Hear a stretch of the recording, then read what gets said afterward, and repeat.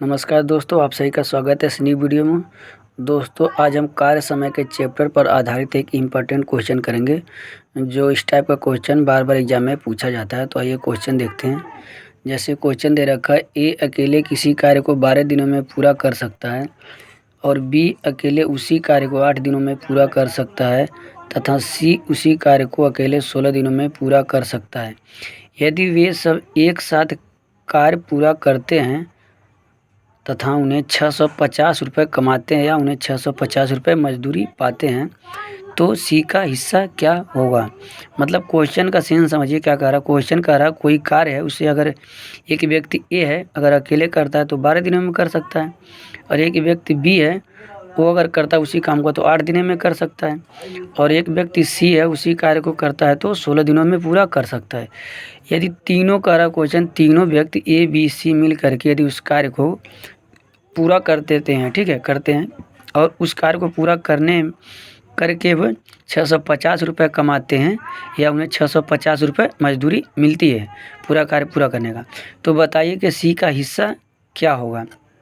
तो जब इस प्रकार का क्वेश्चन दिया हो, उनके कार्य करने का दिन दिया हो अलग अलग, और कितने रुपए कमाते हैं या इतने रुपए उनको मजदूरी मिलती है कार्य पूरा करने की, ऐसा क्वेश्चन दिया हो, तो किसी का भी हिस्सा चाहिए, चाहे बी चाहे सी, कितना रुपए हिस्सा आएगा वो ज्ञात करना हो।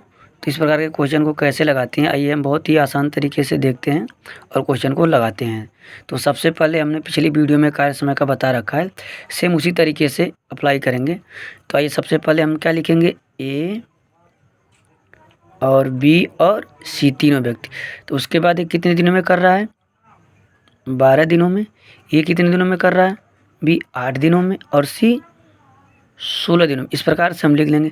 सबसे पहले हमारा क्या टारगेट होता है, कुल क्षमता ज्ञात करना, ठीक है, या कुल कार्य ज्ञात करना। सबसे पहले कुल कार्य का हम पता करते हैं। जैसे कि हमने पिछली वीडियो में जो कार्य समय का हमने बना रखा है, पढ़ा रखा है, उसमें हमने सबसे पहले टारगेट क्या बता रखा है कि हमें कुल कार्य पता करना होता है सबसे पहले टारगेट। क्योंकि लोगों को ये नहीं पता चल जाता, क्वेश्चन तो देख लेते हैं बट समझ में आता सबसे पहले करना क्या है।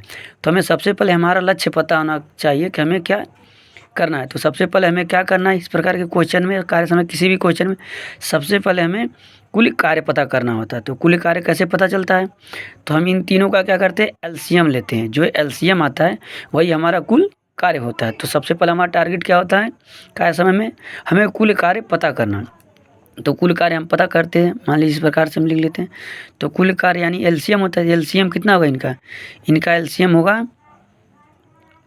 48, ठीक है। इनका एलसीएम क्या हो जाएगा, 48। ये क्या है, कुल काम। ये क्या होता है, कुल काम, सॉरी दोस्तों, ये है कुल काम, यानी क्या होता है, ये कुल काम यानी एलसीएम।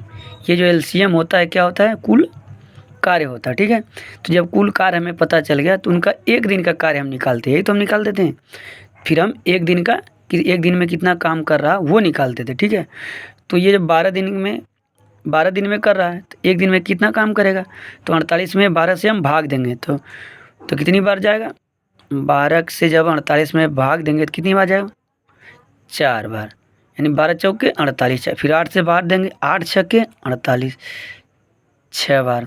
फिर 16 से भाग देंगे, 16 दूनी 32, 16 तियाँ 48, यानी 3 बार, ठीक है। यानी जब 12 से हमने भाग दिया तो 4 आए, 8 से भाग दिया 6 आया, और 16 भाग दिया 3 आ गया। तो ये क्या आ गया, इनका एक दिन का काम। एक दिन में कितना काम कर रहे हैं, ये एक दिन में 4 काम कर रहा है, बी एक दिन में 6 काम कर रहा है, और सी एक दिन में 3 काम कर रहा है, ठीक है। तो यहाँ तक सबको समझ में आ गया। तो अब यहाँ पे जब रुपया दे रखा है, ठीक है, जब यहाँ पे कुल रुपये इतना कमाते हैं तो थोड़ा सा यहाँ कॉन्सेप्ट हम बदल देंगे कि जब ये जो हमारा एक दिन का काम आया ना, तो इनको एक दिन का रुपया मान लेंगे कि एक दिन में ये कितना कमा रहा है, 4 रुपये, और बी कितना कमा रहा है, 6 रुपये, और सी कितना कमा रहा है, 3 रुपये।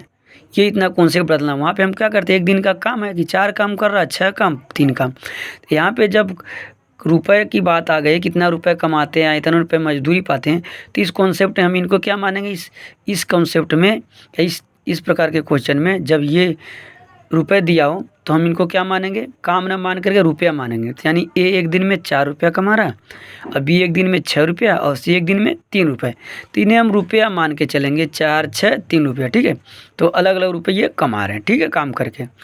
तो क्वेश्चन अब क्या दे रखा है, कुल रुपये कितना कमा रहे हैं सब 650 रुपये, और अनुपात में अलग अलग कमाए, इनको भी कुल रुपये ज्ञात करेंगे। ठीक है, तो ये कुल रुपये और ये कुल रुपये आपस में क्या होंगे, बराबर होंगे। तो इस प्रकार इस क्वेश्चन को सलूशन करें। तो आइए देखते हैं, तो कुल काम कितना है 650, और इस प्रकार से कुल काम कितना है, तो आइए देखते हैं कुल काम या कुल रुपया मान लीजिए। ठीक है, कुल काम या कुल रुपए। ठीक है, कुल रुपए। तो अनुपाती रूप में कुल रुपए कितना हो जाएगा, ए का ए प्लस बी प्लस सी का, तो क्या हो जाएगा हमारा, ए का कितना रुपए कमा रहा है 4 रुपये, बी कितना रुपए कमा रहा है 6 रुपये, और सी कितना रुपए कमा रहा है, कितना रुपए उसे मिल रहा है 3 रुपये। ठीक, तो कुल रुपए कितने हो गए 6 4 10 3 13, यानी 13 रुपये। इस प्रकार से क्या हो गया, ये 13 रुपये कमा रहे हैं। ठीक है, तो इस प्रकार से 13 रुपये कमा रहे हैं, और एक्चुअल में क्वेश्चन में कितना रुपये दे रखा है 650 रुपये, वास्तव में 650 रुपये क्वेश्चन दे रखा है, कमा रहे हैं या पा रहे हैं फिर मजदूरी, और हमने इस प्रकार से निकाला तो कितना 13। तो ये भी तो कुल रुपये ही है जो कमा रहे हैं, और ये भी कुल रुपये है।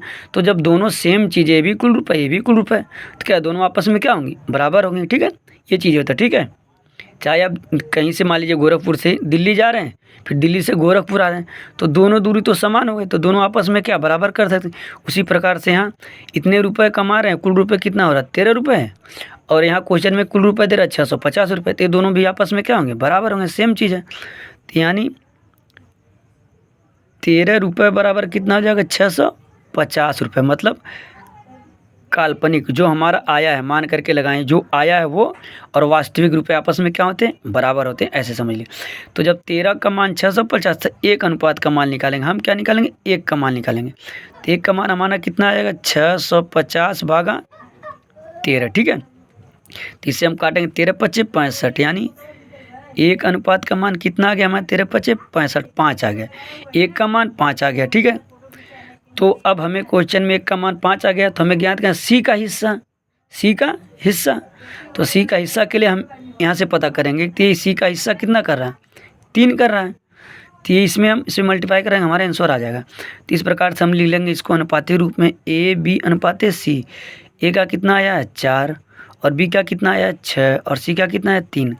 तो ये जो आया इनका, ठीक है 4 6 3, ठीक है, ये रुपए मान लीजिए। एक प्रकार से इस कॉन्सेप्ट को लगाने के लिए क्षमता मान लीजिए, ये क्षमता या रुपए होता है। ठीक है, मान लीजिए इसे क्षमता या रुपए, क्षमता या रुपए मान लीजिए। ठीक है, कॉन्सेप्ट समझने के लिए, क्वेश्चन को लगाने के लिए। ठीक है, तो अभी जब एक अनुपात का मान कितना आ गया हमारा 1 है, रुपये या 1 रुपये का मान कितना आ गया 5, तो पूछ खींच कर सी का हिस्सा, तो सी का हिस्सा कितना काम कर रहा है, कितनी क्षमता है उसकी 3, या कितना रुपए कमा रहा है 3, तो 1 रुपये का मान 5 है, तो 3 का मैंने 5 नहीं दोस्तों यहाँ होगा 50, 13 पच्चीस 65 होगा, ये 0 बच रहा ना, यानी 50 हो गया, यानी कि एक अनुपात का मान कितना है 50 है। तो आइए हम लगाते हैं, तो सी का हिस्सा क्या हो जाएगा, सी का हिस्सा, सी का हिस्सा कितना हो जाएगा हमारा, तो एक अनुपात का मान कितना है 50, और सी का अनुपातिक मान कितना है क्षमता 3 है, तो 3 अनुपात गुणे एक अनुपात का मान कितना है 50, तो 3 अनुपात का मान कितना 3 गुणे 50, यानी 5 3 15, 150 रुपये। ये हमारा क्या हो गया, आंसर हो गया। तो इस क्वेश्चन का आंसर कितना हो गया 150 रुपये, यानी सी का हिस्सा 150 रुपये हुआ, तो हमारे इस क्वेश्चन का आंसर होगा। ऐसे हम बी का पूछेगा, तो बी का अनुपात कितना है 6 है, और एक अनुपात का मान 50, और 6 गुणे 50 करेंगे तो उसका आंसर आ जाएगा। ऐसे सी का आ जाएगा। तो किसी का भी पूछेगा तो हम इस प्रकार से लगा लेंगे। तो ये इसका कॉन्सेप्ट, बेसिक कॉन्सेप्ट होता है। जब आप प्रैक्टिस करेंगे तो काफ़ी स्पीड से लगा लेंगे और आसानी से क्वेश्चन लग जाए। अब क्वेश्चन को समझना बहुत ज़रूरी होता है, क्योंकि क्वेश्चन तो सेम टू सेम एग्जाम में मैथ का फंसता नहीं है, क्योंकि ये जीके नहीं है कि फंसेगा सेम टू सेम। तो मैथ के कॉन्सेप्ट को समझना होता है, क्वेश्चन बदलते रहते हैं, बस लगाने का तरीका आपको पता होना चाहिए। तो दोस्तों वीडियो कैसी लगी लाइक करें, शेयर करें, चैनल को सब्सक्राइब करें। धन्यवाद।